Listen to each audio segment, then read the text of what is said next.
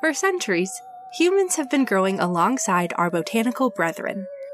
Our histories have mixed and mingled to bring us modern medical marvels, faded folklore, and everything in between. Of course, in order to understand the plant, we have to start with its roots. I'm M. Grebner Gaddis, and this is Rooted. Hello, and welcome back to another episode of Lightly Rooted. This week, I wanted to dig into something that I actually get a lot of questions on, which is, what will I do when I run out of plants? And to be honest, even if I were just to cover the known plants on land, meaning no aquatic plants, no fungi, no lichen, we probably wouldn't ever run out of plants in my lifetime. But even if we did, we're actually still discovering a ton of new plant species. And it will probably be a super long time before we know even 50% of them. This is honestly for several reasons, but most notably are that 1, lots of areas on Earth are really hard to get to. So we actually haven't seen all of it. And 2, different cultures place importance on different things. So while there are plenty of uncommon plants that might be known to some people, they are by no means recorded in a super accessible place, and therefore likely aren't known to most of us. With that in mind, I wanted to take a second to talk about some of the plants we've discovered so far this year alone. And not to ruin any behind-the-scenes podcast magic for you, but this episode is currently being recorded at the end of July 2024, and at the time of recording, I have no idea when this will release, as our Lightly Rooted episodes are all recorded way in advance and then released once a month or whenever your darling podcast host needs a little extra time on whatever unhinged deep dive I'm working on at that time. But without further ado, let's dig into some of the newly discovered plants as of July 2024. So the first thing we're going to read is an article on the World Economic Forum titled, "Scientists have discovered a new species of underground tree. Here's why it matters." This was published January of 2024. Some highlights of this article is that a rare palm tree that flowers underground is one of 74 new plant species identified by scientists from the UK's Royal Botanical Gardens, Kew. They estimate that there are over 100,000 undiscovered plant species, and they're currently trying to find and identify most of them before they're lost to climate change and land degradation. Biodiversity loss is the third biggest threat the world faces, overcoming in this decade, so that is, kind of sad.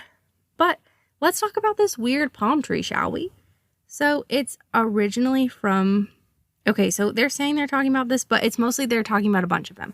So there's a weird palm tree that grows and flowers almost exclusively underground, but there's also an explosive orchid on a dormant Indonesian volcano, plus 3 new species of fungi growing in Antarctica, and potentially a carnivorous plant.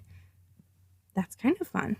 And currently there are 400,000 named plant species, but they estimate there's at least 100,000 more still to be discovered. And on average, we find about 2,500 new species of plants and fungi every year. And we always hope that they're going to be providing new food, medicine, or nature-based solutions to some of the biggest challenges we're facing at the time, which obviously is a core tenet of herbalism and botany and has been, honestly, since either of those two things have existed, which I think is always kind of fun. The idea that nature is always providing plants that can solve our problems, I think is kind of a fun way to look at the world, as we're all trying to creatively problem solve together. But moving on, let's learn a little bit more about some of these plants. So here's the actual article from Kew. This was actually released in early January, and some of these were technically discovered in 2023, but towards the end. So we're going to go ahead, we're going to give ourselves a pass. We're going to just talk about these. So they, again, are reiterating that they found 74 plants and 15 fungi. Okay, so here are their descriptions of what they are calling 10 weird and wonderful species named new to science in 2023. So there is a new orchid species that they're saying is saved by a rare bird. So it says this newly described species of orchid, Aranthes bibigum, is the perfect example of how implementing protective measure for one species can help save another facing certain destruction.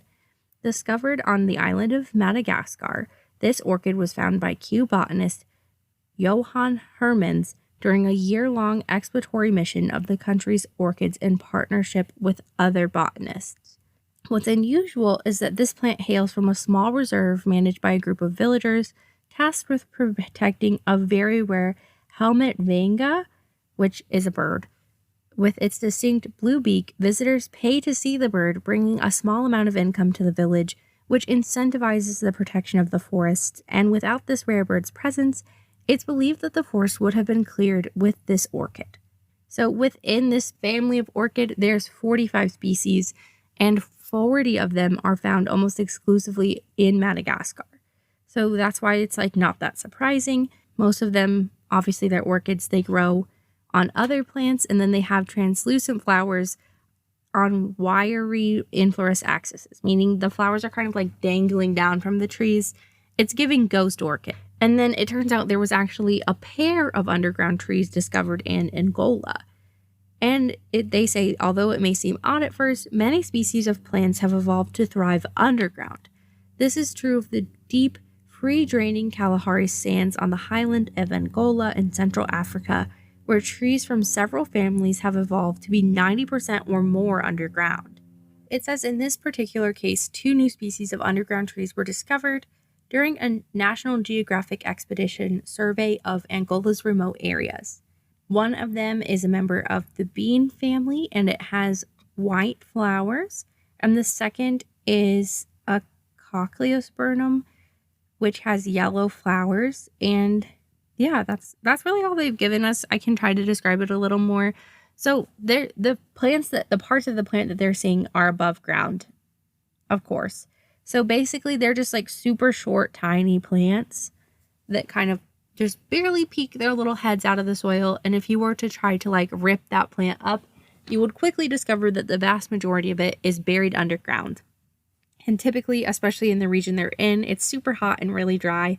So being underground would help to not only protect you from the sun and keep you a little cooler, but it would also prevent you from losing as much moisture as possible because, again, you'd be buried in the dirt. So you wouldn't have the sun kind of pulling all the moisture out of you. So that's helpful. Okay, and now we're getting into the orchid. So this is in Indonesia, and they actually climbed to the top of this island hoping to discover a long-lost species of blue orchid, which we haven't seen in over 80 years. And they did find that orchid, but they also came across a brand new orchid, and this was pretty exciting. I'm really bad at orchid names, but it's Dendrobium lanicabium, which is an orchid with spectacular bright red flowers named after the wife of Indonesia's vice president, and it's the 9th new orchid subspecies from Indochina or Southeast Asia to be described since December of 2022. So we're finding a lot of new orchids in that area. And this one kind of looks like, if you've ever seen, there's a North American wildflower. It's called Indian paintbrush, and it is a red, spiky flower that kind of pops up, and it looks really pointy. It kind of looks like those flowers, or almost even kind of like a bird of paradise flower. And then it's growing on these really thick woody stems. And now we're getting into this unusual underground palm tree, which it says was known to locals. So it's not something that is technically quote unquote newly discovered. This is one of those, it's been known for a long time, but for whatever reason, scientists haven't been told about it. And that could be for any number of reasons. But apparently, according to this article, a Malaysian scientist tipped off his Kew colleagues about the existence of a really weird palm tree in Southeast Asia, and they didn't know they were about to stumble upon the first of its kind, is what they're saying. A species of palm that fruits and flowers almost exclusively underground. It is officially called Pingana subterranea, and it's the first and only known member of the palm family to exhibit both geoflory and geocarpy, which also so far has only ever been observed in one other plant group, and this happened in an orchid because orchids are known for doing weird stuff. We're going to talk about orchids more on the show. I have to work my way up to them. Apparently, this plant managed to kind of stay literally underground because it's small and easy to miss, and its bright red fruit was already known in some local communities, but they just didn't really talk about it that much because it's not like easy to find or anything. But it's proof that nature still has many surprises up its sleeves, but also that indigenous knowledge is a valuable tool for the accelerated discovery of species, which is true. And then they discovered 9 new species of Australian tobacco in one national park, which is kind of wild. And then of tobacco, of the genus, there are 90 known species, and over half of them are found in Australia. Just so you guys know. And we've talked about tobacco some. It's obviously a very useful plant for not just like tradition and cigarettes and things, but also we use it a lot in botany studies because it has like it's just an easy plant to grow and study. So we talk about it a lot, and it's obviously super exciting to keep finding more. And then they're doing a lot of ongoing research in Australia on tobacco to kind of discover how something that has such thin herbaceous leaves is surviving so well in dry places.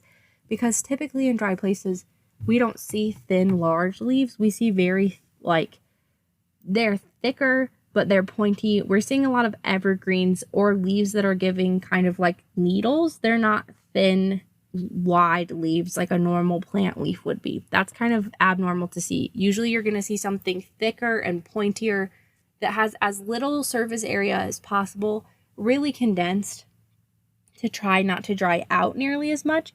So it is very strange that tobacco does so well in some of these really hot and dry areas where we wouldn't necessarily expect them to, because those leaves should in theory lose quite a bit of water. So that's something that is ongoing and being studied. And now that we have these new tobacco species, we're even more excited to really dig into that. And then they rediscovered a violet that we thought was threatened. So that's very exciting. And then we're getting into this possible carnivorous plant from Mozambique. It says this mysterious plant was discovered by field botanist Bart Worston during a botanical exploration. Similar to sundews and covered in insect-trapping glandular hairs, this plant was revealed to be in the genus, again, I do not know my carnivorous plants as well either, but Crediporlifon, and it's a group of flowering plants in the order of Lamaceae, which is mint, and unrelated to any other known carnivorous plant or sundew, officially named Crepidorphon dosifortis, which means looks like a Drosera, because it looks like a sundew. It's the 34th known species of its kind. However, no other species in this genus feature sticky granular hairs, but both field and lab scientists our studies are still needed to confirm whether it's truly new and also carnivorous. While it has been seen attracting and trapping insects, we're still not entirely sure that it can digest and absorb them for nutrition, which is obviously like the thing that makes it a carnivorous plant. And it really does. It looks very interesting. So they have these really sweet looking flowers that almost kind of look like sweet pea flowers. They have a little hood on them. And then they have this like bright purple center and bright yellow center with this kind of purple marking around it, kind of like a pansy sort of. But then it really is covered in these like really sticky looking hairs that are quite literally all over it besides on the flower. So I'm assuming its end goal here is to get insects to kind of come on over to maybe try to drink some of this super tasty looking pollen. And then like wham bam, thank you ma'am, you've landed on my leaves, you're super stuck and you're never getting out of here. But then we don't know what they do with it. So that's interesting. Alrighty. Moving on, let's see if we can find anything not from Q necessarily. Alrighty, this one is called Researchers Discover a New Plant Species Whose Name Tells a Story. This was published February 29th of 2024, and it says a new species and genus of fairy lantern, tiny glass-like white plants that feed on fungi, has been discovered in Japan. A country known for its extensive flora research, the discovery of a new plant genus is extremely rare and has not occurred in almost 100 years. Fairy lanterns, or Thiscamaceae, as they're known to botany, are very unusual plants found mainly in tropical but also subtropical and temperate regions. They are not green and do not engage in photosynthesis, but rather feed on fungal mycelia in the ground, and as a consequence, they're often hidden under fallen leaves and only out for a brief period to produce above ground flowers that kind of look like glasswork. And honestly, they do. They look like cutie little glass starfish or something. And it's kind of fun because the Japanese name for them translates to raccoon dog's candle holder, and it refers to both their shape and underground lifestyle, but they're really rare and hard to find. So currently there's about 100 different species within the family. Nearly half of them are only known from their first discovery. So it's not super common for us to find them again just because we've seen them once. Okay, and so for this particular plant, some background. There are a bunch of amateur botanists, meaning like just not professionally trained. It doesn't necessarily mean they're not good at botany. But these different prefectures in Japan have a team of really dedicated volunteer botanists, essentially, that go around keeping an eye out for any kind of new or rare plants or just plants they haven't seen before, because they're in really remote areas where there's not a ton of people. And one particular researcher found this specific kind of fairy lantern and brought it to the attention of other botanists in the region, but unfortunately they weren't able to get there fast enough to collect a sample before the flower kind of disappeared. And so he was like, I really think it was a new one, but we won't be able to tell. And so he just kind of like crossed his fingers and hoped it would pop back up. And then towards the middle of 2023, it did pop back up. So he called all of his friends, they all came over to look, and not only was this a new species of fairy lantern, but it was actually not in the same, like, family, if that makes sense. So basically, they believe that this specific rendition of this plant diverged at an early stage in the evolution of the family, but retains characteristics that are common to the family that have been lost and bred out of the other members of this genus. So it means badger's candle holder, the name that it has, because it's not the same. It came like a little bit before. And then they go on to explain that this plant feeds on like a hibernative species of fungi.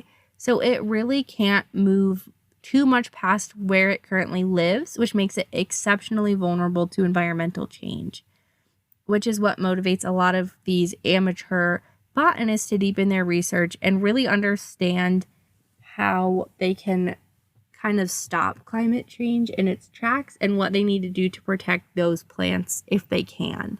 But with that, I think we can kind of call it here for this episode of Lightly Rooted.